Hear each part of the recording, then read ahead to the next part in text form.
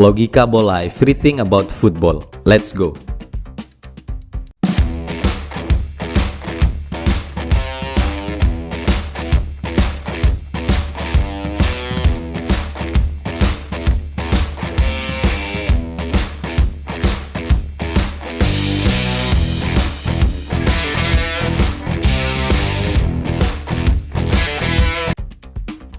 The Last Dance of Legend, itulah kira-kira semboyan yang pantas dinisbatkan kepada 3 orang legenda Real Madrid yang saat ini sudah memasuki fase atau pengabdian terakhir di Real Madrid.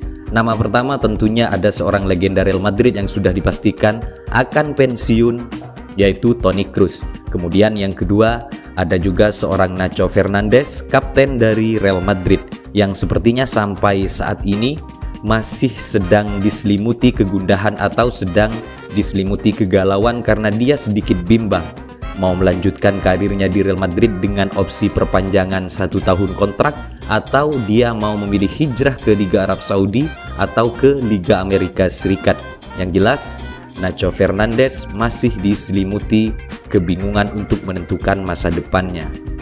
Kemudian yang terakhir yaitu Luka Modric, rekan duet dari seorang Toni Kroos, yang memang sudah dinyatakan bahwa Luka Modric akan memperpanjang 1 tahun kontrak di Real Madrid. Nah, dari 3 nama tersebut kita sebutkan bahwa The Last Dance atau tarian terakhir dari seorang legenda atau dari beberapa orang legenda Real Madrid untuk Real Madrid tentunya, karena memang sudah memasuki masa-masa akhir pengabdian mereka. Luka Modric sudah dipastikan bertahan 1 tahun kontrak di Real Madrid. Nah, kira-kira kenapa Luka Modric justru mempertahankan atau dipertahankan atau dia memilih untuk memperpanjang kontrak di Real Madrid, sementara Nacho masih belum jelas? Nah, pertanyaan sederhana demikian sebetulnya tergantung daripada manajemen Real Madrid itu sendiri.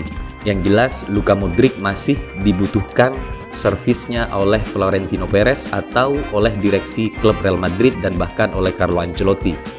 Yang jelas Luka Modric merupakan salah satu bagian atau alumni daripada treble Liga Champions, di mana skuad Real Madrid kala itu yang hat-trick Liga Champions salah satunya adalah Luka Modric. Tenaga Luka Modric masih dibutuhkan untuk menjadi mentor atau pembimbing bagi generasi muda Real Madrid tentunya. Sehingga ketika Toni Kroos memutuskan untuk pensiun atau gantung sepatu di Real Madrid, Luka Modric masih dipertahankan dengan opsi perpanjangan kontrak 1 tahun, di mana memang sudah lumrah bagi Real Madrid setiap pemain di atas 30 tahun hanya diperpanjang 1 tahun kontrak. Dan tentunya Luka Modric, ya kita tahu bagaimana kiprah dia ketika di Real Madrid. Nah, sehingga memang agar Real Madrid tidak pincang sekaligus, maka Carlo Ancelotti dan juga beberapa direksi klub lebih memilih untuk mempertahankan Luka Modric setidaknya 1 tahun masa kerja.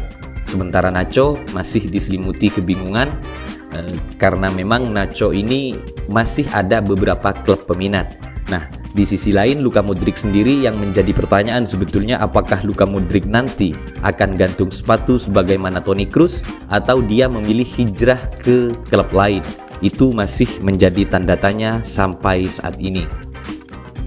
Namun di luar itu semua, kita tahu bahwa sebetulnya ada 1 orang lagi yang berstatus sebagai calon legenda daripada Real Madrid, yaitu Dani Carvajal, seorang bek kanan yang sudah mempersembahkan segalanya bagi Real Madrid. Kenapa Carvajal tidak disebutkan atau tidak termasuk daripada bagian The Last Dance of Legend Real Madrid? Karena Carvajal memang masih sangat dibutuhkan di sisi kanan pertahanan Real Madrid, karena musim ini Real Madrid memang tidak memperkuat di sektor pertahanan. Artinya nanti ketika Real Madrid melakukan sebuah transfer, maka di mana kebijakan transfer tersebut nantinya akan mempertahankan Carvajal dan mendatangkan beberapa pemain baru di lini belakang. Tujuannya sama seperti Modric itu tadi, bahwa lini belakang daripada Real Madrid semuanya sudah keluar dari Real Madrid, termasuk juga Sergio Ramos, kemudian Rafael Varane, dan juga Ferland Mendy sebentar lagi juga akan keluar dari Real Madrid. maka Carvajal yang dibutuhkan untuk menjadi mentor bagi lini pertahanan Real Madrid. Itulah salah satu trik atau sistem yang diterapkan oleh Ancelotti dan juga Florentino Perez untuk mempersiapkan Los Galacticos Jilid 3, di mana 3 lini tersebut tidak secara otomatis dibuang sekaligus. Tahun lalu kita kehilangan Benzema, karena hari ini kita akan kedatangan Kylian Mbappe.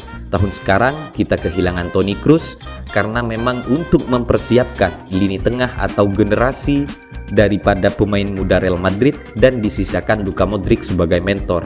Di lini pertahanan, mereka memilih untuk mempertahankan Carvajal karena masih ada beberapa nama yang masuk opsi transfer Real Madrid, termasuk Jeremy Frimpong, kemudian Trent Alexander-Arnold, ada juga Alphonso Davies. Sehingga kenapa dipertahankan beberapa legenda tersebut, karena memang tujuannya untuk membentuk DNA sekaligus mentalitas terutama di Liga Champions bagi Real Madrid itu sendiri. Itulah salah satu trik sederhana yang dilakukan oleh Florentino Perez dan juga Carlo Ancelotti, yang sering dijuluki miskin taktik, namun tangan dinginnya sudah membuktikan terhadap Real Madrid. Dan salah satu nilai penting atau poin penting bagi Carlo Ancelotti, yaitu dia selalu mengorbitkan pemain-pemain muda Real Madrid, yang tentunya jika mungkin tanpa Carlo Ancelotti kita tidak akan melihat Vinicius Junior, kemudian Rodrigo, Valverde, Arda Güler, dan juga beberapa pemain muda lain. Karena faktor tangan dingin daripada Carlo Ancelotti, dia memperpadukan antara pemain senior dan junior, legenda dan juga newcomer atau pendatang baru ke kubu Real Madrid. Itu saja, salam sepak bola.